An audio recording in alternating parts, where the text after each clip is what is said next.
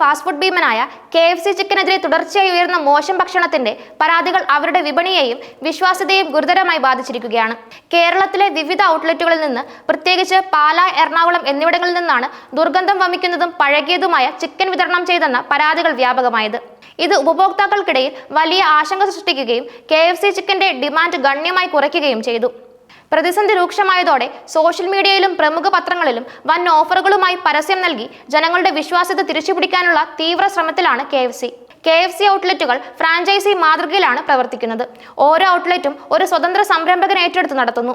എന്നാൽ ഈ ഫ്രാഞ്ചൈസികളിൽ ഉടനീളം നിലവാരം ഉറപ്പാക്കുന്നതിൽ KFC കോർപ്പറേഷന് വീഴ്ച സംഭവിച്ചുവെന്ന സംശയം ഇപ്പോൾ ബലപ്പെടുകയാണ്.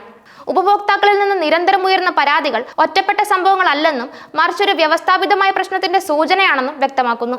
സമീപകാലത്ത് KFCക്കെതിരെ ഉയർന്ന പരാതികളിൽ ഏറ്റവും പ്രധാനപ്പെട്ടതും ജനശ്രദ്ധ നേടിയതുമായ ഒന്നായിരുന്നു പാലായിൽ നിന്നുണ്ടായത്. ഭക്ഷണം കഴിക്കാൻ ഒരു കുടുംബം പാലായിലെ KFC ഔട്ട്ലെറ്റിൽ എത്തിയപ്പോൾ അവർക്ക് ലഭിച്ചത് ദുർഗന്ധം വമിക്കുന്ന ചിക്കൻ പീസുകളായിരുന്നു. ഇത്രയും വലിയൊരു ബ്രാൻഡിൽ നിന്ന് ഇങ്ങനെയൊരു അനുഭവം ഉണ്ടായപ്പോൾ ഉപഭോക്താവ് സ്വാഭാവികമായും ക്ഷുഭിതനായി. അദ്ദേഹം KFC ജീവനക്കാരനെ ചോദ്യം ചെയ്തതിന്റെ വീഡിയോ ദൃശ്യങ്ങൾ സാമൂഹിക മാധ്യമങ്ങളിൽ അതിവേഗം പ്രചരിക്കുകയും വലിയ ചർച്ചകൾക്ക് വഴിയൊരുക്കുകയും ചെയ്തു.